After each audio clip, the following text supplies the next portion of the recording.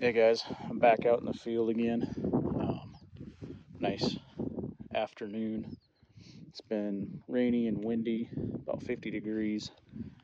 And I'm gonna hike in, kind of check out, kind of scout an area I've been past before. I've just never been up in it, so I kind of want to trek around in there. Just kind of get the lay of the land, see what kind of resources are out there. Today I'm rolling with kind of the standard, the Becker Patrol Pack from Bongo Gear. I pretty well got it loaded up like I would for just a normal day trip, but because it's wintertime and we're still getting pretty cold at night, I'm packing some extra layers and stuff, kind of as a just-in-case kind of thing without going overboard, And one thing that's kind of interesting to me is that, my winter day load like this looks very similar to my summer kind of 3-day load. Like really the equipment's pretty much the same. I have enough equipment in here to stay warm, not necessarily comfortable, but not hypothermic. That's kind of my goal. And so pretty lightweight setup, honestly. I've got my 30-30 with me today, just kind of as a general purpose sidearm or small arm. And yeah, so I'm gonna go ahead and get started and hike in. Okay guys, kind of made it in to the beginning of there's like a series of draws that I kind of want to check out that feed into a bigger valley. And so this would be the start of it. So I'm just the wind, as you can tell, is blowing from kind of left to right.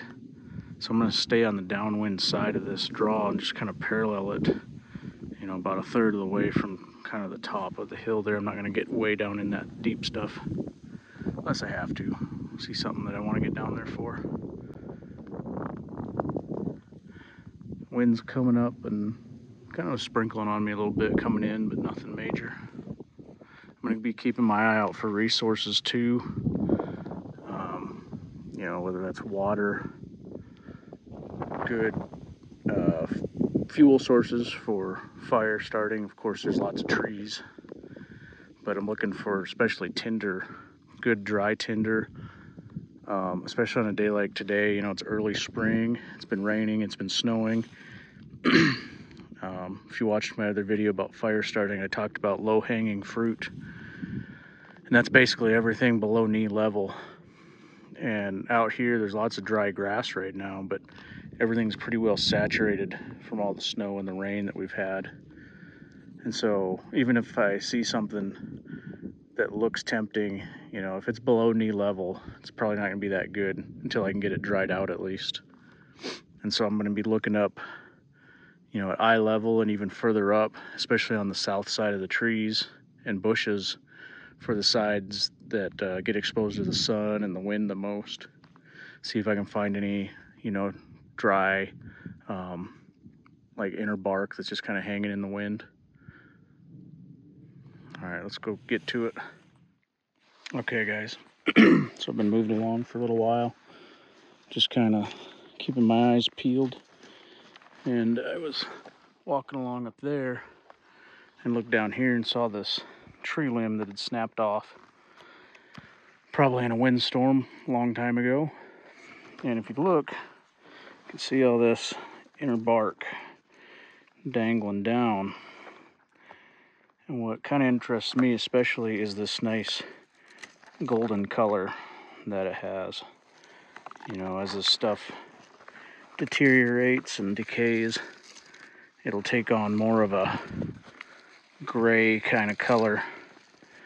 But I'm looking for this nice golden color, and it doesn't really matter what kind of tree this is, because you may not have the same type of tree where you live, but if you have a tree that produces bark that resembles this, whether it's a cottonwood, a tulip, poplar, I believe these are a type of ash tree, you'll be able to use it usually to start a fire. And so I'm just going to gather up some of this while I'm here and I'll just put it in a cargo pocket on my pants to help it start drying out even further, because even though this stuff is, you know, up off the ground, it's still been raining and such, and so it ain't gonna hurt to put it in a pocket just to help dry it out some more. All right, guys.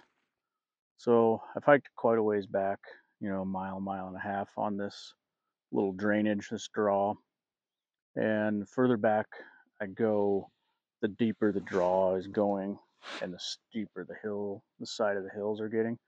So I kind of found a good spot to pick my way down the wall. It was getting pretty steep for ways. But I found a good spot to pick my way down because I want to get down in here, and I'm still looking for that good inner bark like I showed you earlier.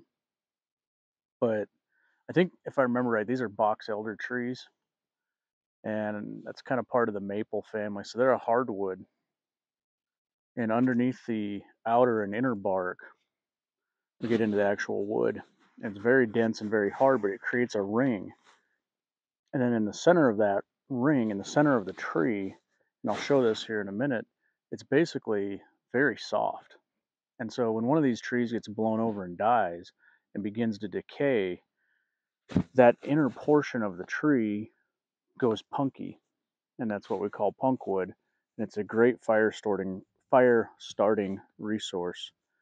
And so while these trees are not the best at producing that good inner bark compared to like a cottonwood, or if you're out east, a tulip poplar, those are great resources to have around.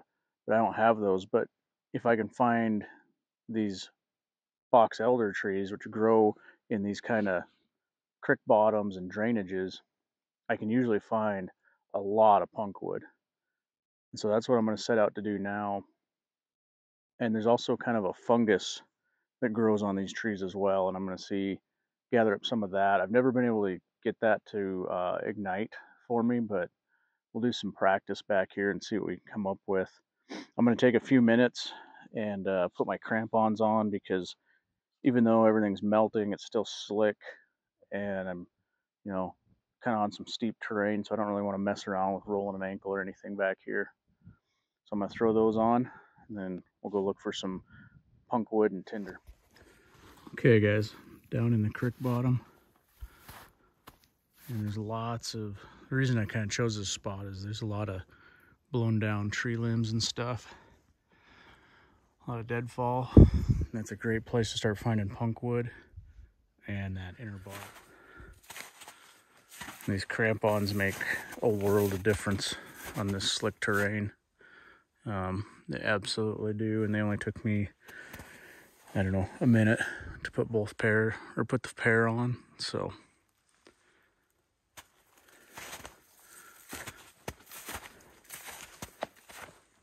I'm not really seeing any good inner bark. This stuff is pretty well rotted and gone.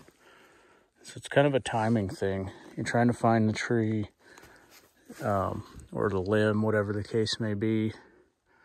You know, it's dead long enough to where it's starting to decay, but if it's been dead too long, then of course everything's decayed too much. Yeah, it's pretty well all gone too. Okay, guys, so I did find this tree limb here. It's been blown down and rotten away, and this is punkwood. It kind of has a it's very similar to styrofoam. You know, it has a little bit of resistance, but then it has some kind of elasticity. I think this right here is a really good piece. Now this stuff here is very, very wet, so I'm going to keep looking, but this is just an example of what I'm talking about. You know, this tree's about 6 to 8 inches in diameter, or this branch rather, and just by popping this, you can see this is hard on the outside. Alright, it's just like a shell. Just get in there and open it up. The whole inside is just full of punkwood. You know, that's enough for pretty much anything you'd need punk wood for. There's enough there. It's just this stuff's not real dry. So I'm gonna keep looking, see if I can't find some drier stuff.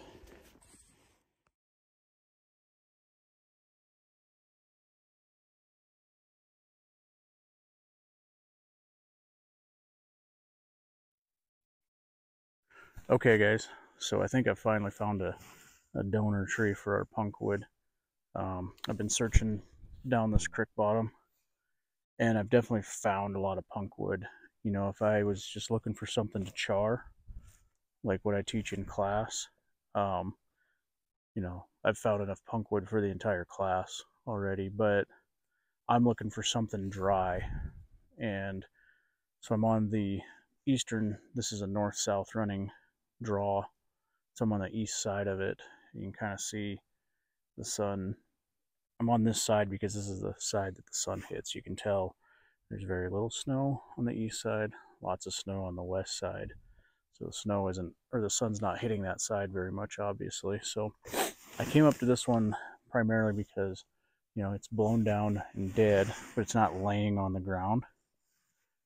And it seems like I've had good luck in the past where if I kind of knock on these, it sounds kind of dull. It's kind of a thud to it, you know. Kind of has a muted sound to it compared to some of the other ones that are more, I guess, louder when you knock on them. So that might be something you can try, you know, in your own region. Get out in the woods and just kind of start experimenting. See if any of the stuff I'm showing you applies to your region at all. So what I'm going to do is I'm going to dig into this and see if I can find some punk wood. You know, it's been pretty well rotted out already, but I'm wondering if down here where it's not opened up as much, I might be able to locate some. Okay guys, I'm just gonna kind of work my way in here, try and work on roughly this section of the tree here. And I'm just gonna get in and try to open it up. Oh yeah, it's full of punk. Yep. It's really not even that deep, so looks like probably more of the harder wood is even starting to decay.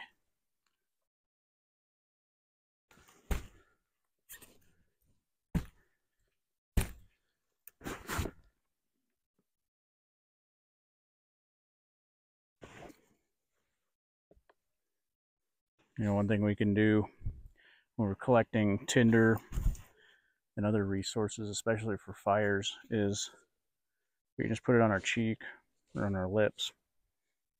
And because our lips are so sensitive, you know, if there's any moisture in there, it's going to feel cold. So this stuff feels like it has some moisture in it, but compared to what we were finding earlier, it's relatively dry.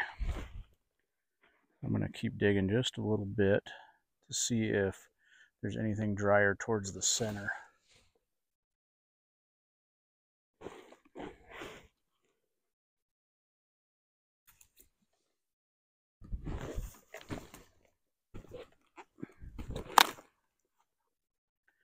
Now one thing, when you're collecting punk wood, if you can get it to snap when, like here, how that crumbles, it has a nice snap to it. That's still not punky enough. That's a little too hard yet. So we want to keep going, find other stuff.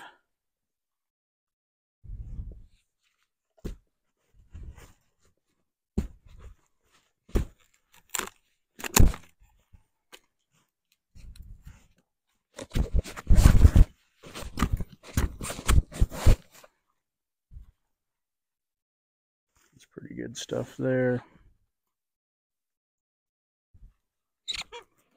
You hear how it squeaks like that? Just like styrofoam would, you know?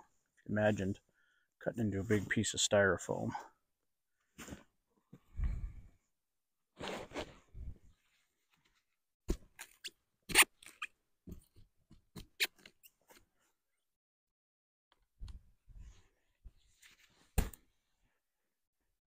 don't know if you can see that, but just nice and squishy. When I bend it in half, it doesn't crack.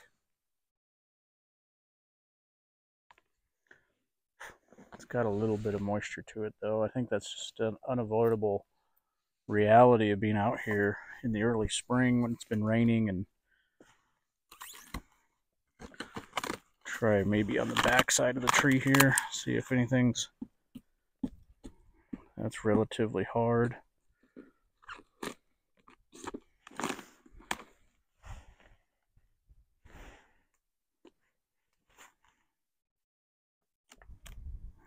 That seems a little bit.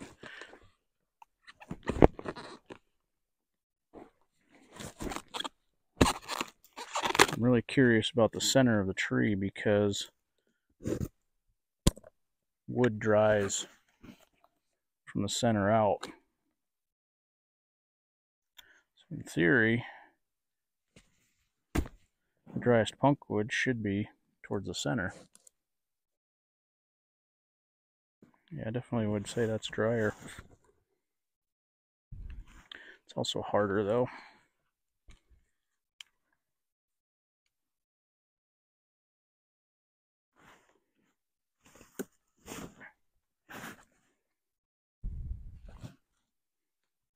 I think I'll just take that whole piece.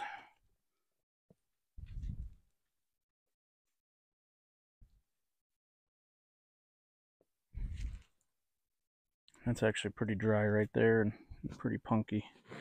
So I think we've got enough, because what I want to do next is see if I can get this to light with my ferro rod without it being charred.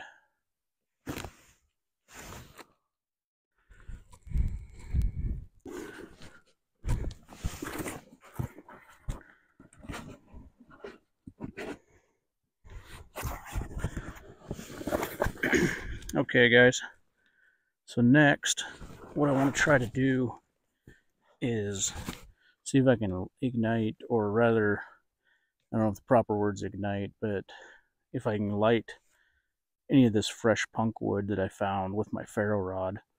You know, normally what I've done in the past is to char the punk wood in a fire and then basically either use a ferro rod or a flint and steel to light it, but I kind of want to see if I can just light it with just the ferro rod directly.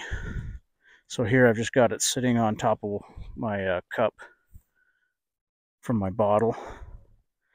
I'm going to grab my ferro rod off my sheath here and see if I can get it to take.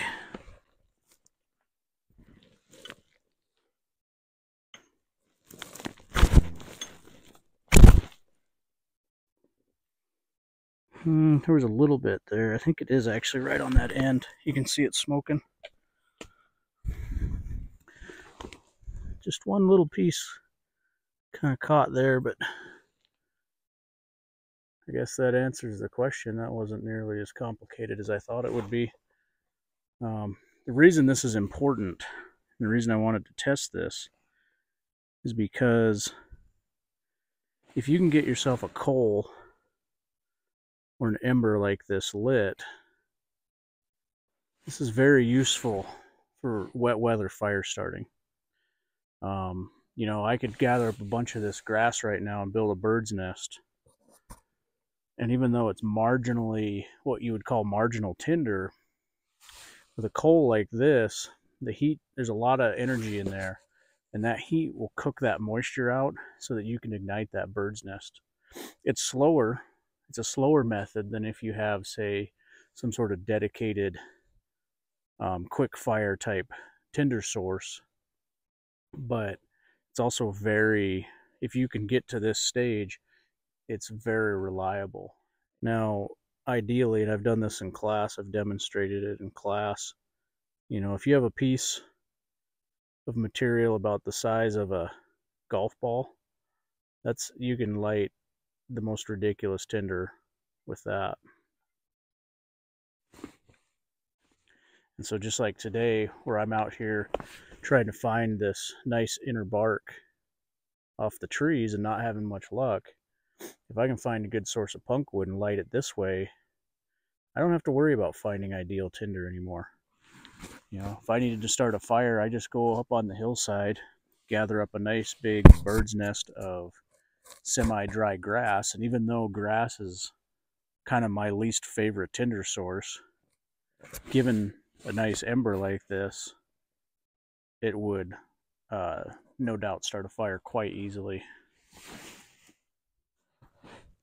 So there you can see it's starting to light the other pieces of punk wood there. That heat is spreading. Okay, guys, I decided to try to put my money where my mouth is.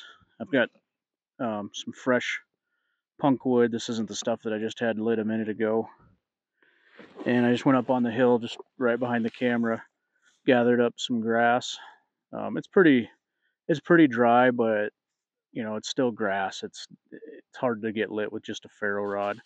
I don't have any other, you know, processed tinder or anything like that in here. It's just the grass itself. So there's a lot that I could do if I really wanted to get a fire, if I really needed to get one.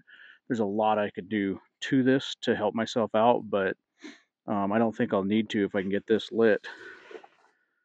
So see if I can. This stuff seemed like it might have had a tad more moisture in it than those pieces I just lit a minute ago.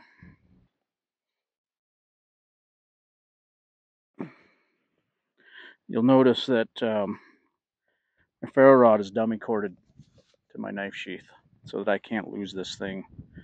You know, sometimes in the excitement of getting a fire started, people misplace these things. So that's why we dummy cord them. So I'm just using the half circle notch on the back of my knife. You'll notice the way that I'm doing this, I'm actually holding the knife with the edge towards me. I know that might make some people squeamish, but I've never cut myself doing it. The way that I strike a ferro rod, the knife blade is stationary and I'm moving the ferro rod, so I don't really see how I would cut myself on this.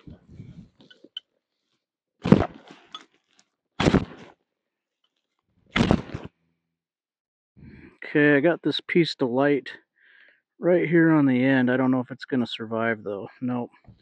So I've hit it a couple times. I think from the looks of it, you can see these are kind of just big flat slabs. All right, there's not a lot of surface area there. It's a smooth surface on top. And what we kind of want is like what's on the end there. If I can hit it on the end and get those fibers to light, that'll probably be ideal. So I'm going to try turning this so the ends are facing me. Maybe even stacking this one on top so that the ends are facing kind of more towards the ferro rod. Let's try that again.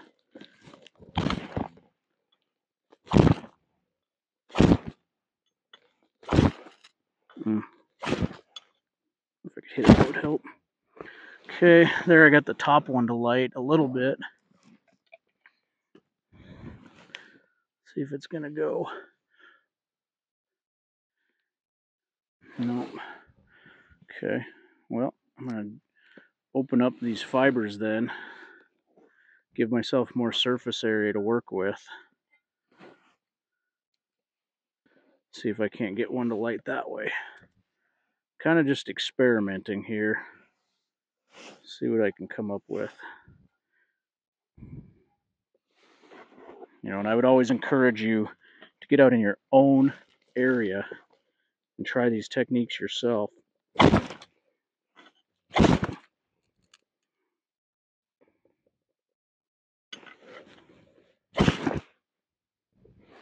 Okay, you can probably see that piece is lit.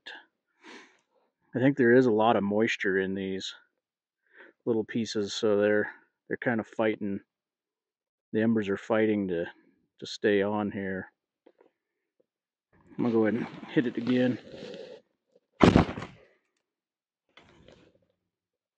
Okay, I got 2 spots lit. So I think the question of whether we can light our punk wood with a ferro rod, at least this type of punk wood, I don't know about other trees, but seems to be just fine. Just like any other tinder, it's going to come down to the moisture content. So I think what I'll do is keep an eye on that for a minute. Put my tools away real fast. We don't ever want our tools to touch the ground, ideally. What I'm going to do is just kind of see if I can't get another piece of this to light as well with the heat from that ember. Like I said, it's a little bit slower of a process because you don't have a nice big direct flame. I'd like to see a little bit more of this lit before I put it in my bird's nest, but I think I'm going to go ahead and do it anyways. So this was just some grass that I gathered up, bent it in half. I kind of twist the end a little there to hold it together.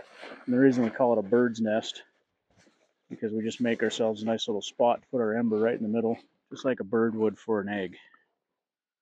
So I'm just going to take all this, actually take my unlit pieces, kind of put them in towards the back, so hopefully as the heat transfers from one piece to the next, we'll have more fuel for our ember.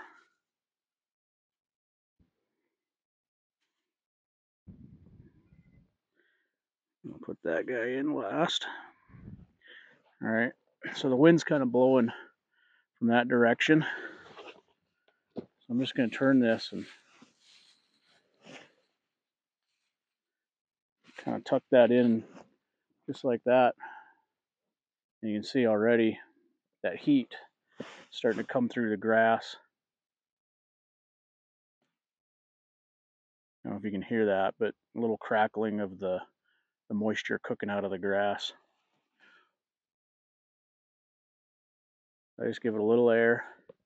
I'm just letting that breeze, probably have a little 5-mile-an-hour breeze down here, kind of do the work for me. We don't need to get on here and start giving it CPR or nothing. And this is just letting that heat cook the moisture out.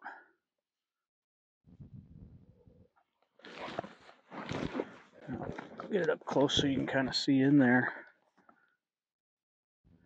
You can see those red hot embers just in there doing their thing.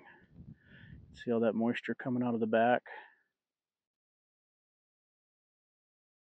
We're just going to be patient and let it continue to heat this grass up.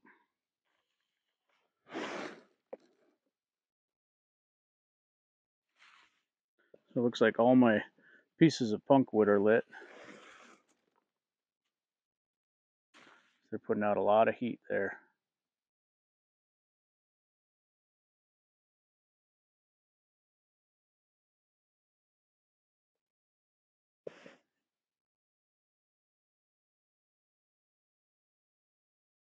Cooking all that moisture out.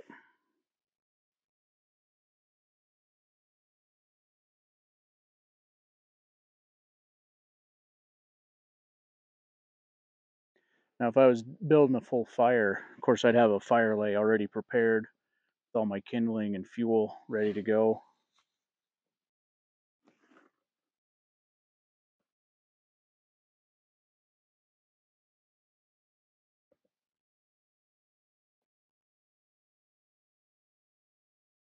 My breeze kind of died off down here. The smoke's just kind of curling right around me. Smoke follows beauty, you know. I don't know if you guys have heard that or not. Okay, it's getting ready to light. See how much smoke's coming out now? Yeah, just the breeze. A breeze literally just kicked up, guys. So when it lights, we're going to turn it upside down. And imagine down here where my cup was is where our fire lay's at. And that's where we're going to put it. So I'm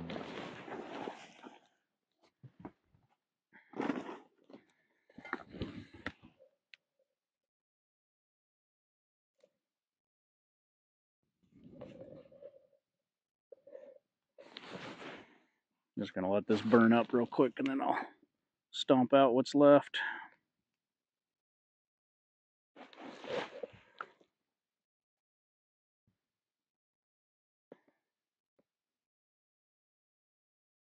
And don't worry, I'm going to bury this with snow when we get finished here.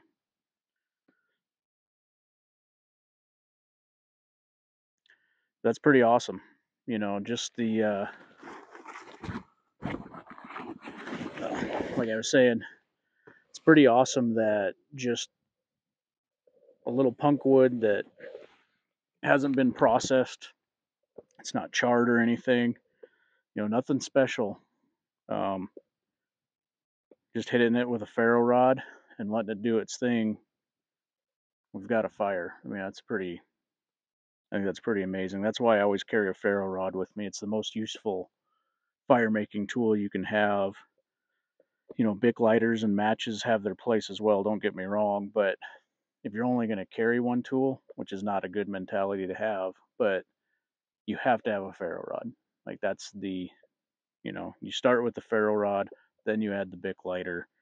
You can add the matches and other stuff too, but the ferro rod is your primary fire starting tool. So, anyways, I'm going to go ahead and bury this in snow and pack up my gear and start heading out.